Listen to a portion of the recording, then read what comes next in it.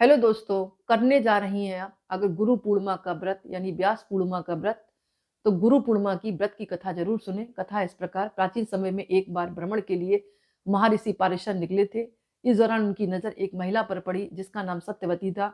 वह एक मछुआरे की बेटी थी। वह अधिक खूबसूरत थी। उसके शरीर से मछली की गंध आती थी क्योंकि उसका जन्म मछुआरे के घर हुआ था, इसलिए उन्हें मत्स्यगंधा भी कहा जाता था। ऋषि उसे देखकर व्याकुल हो गए, लेकिन पारेशर ऋषि ने सत्यवती को कहा कि मैं तुमसे संतान चाहता हूँ। सत्यवती ने कहा, मैं आपको बिना शादी के संतान नहीं दे सकती। लेकिन पारेशर ऋषि पीछे पड़ गए। तब उन्होंने कहा कि मेरी 3 शर्तें होंगी। एक तो जो बच्चा होगा मेरा बहुत बुद्धिमान होगा, प्रतापी होगा, उसका जगत में नाम होगा। दूसरी बात, मेरे संतान होने के बाद मेरा जो है कौमार्य जो है मतलब भंग नहीं होगा। और तीसरी बात उन्होंने कही कि जो बच्चा मेरा होगा उसका मतलब ऐसा नाम हो कि जीवन भर उसको याद किया जाए। तो इस तरह उन्होंने कुछ शर्त रखी और राजा जो पारशर थे मतलब ऋषि थे, उन्होंने ये बात मान ली।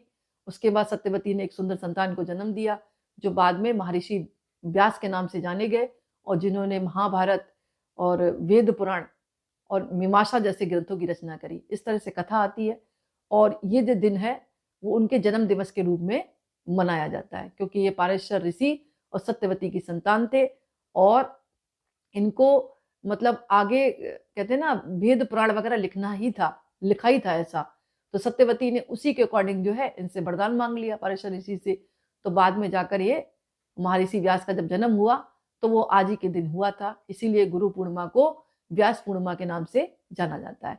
तो इस दिन जो है भगवान विष्णु की पूजा करें। इसके अलावा भगवान व्यास की भी पूजा का विधान है। व्यास की कोई फोटो हो, उनके तिलक लगाएं और उनको माला अर्पण करें और व्यास जी की कथा सुने। इस तरह मतलब सुनने का विधान है और भगवान विष्णु की भी पूजा का विधान है।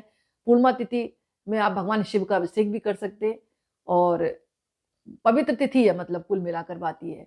इस पवित्र तिथि में जो है पीली चीजों का आप दान करें। पीले फल है, पीली मिठाई है, पीले फूल है और पीले वस्त्र दान कर सकते हैं। शाम के समय जो है 9 दीपक या 7 दीपक आटा गूंथ कर उसमें हल्दी मिलाकर आप जलाते हैं पवित्र पेड़ों पर या अपने घर के बाहर भी मुख्य द्वार पर रख देते हैं, तो भी माँ लक्ष्मी का आशीर्वाद आपके ऊपर बना रहता है।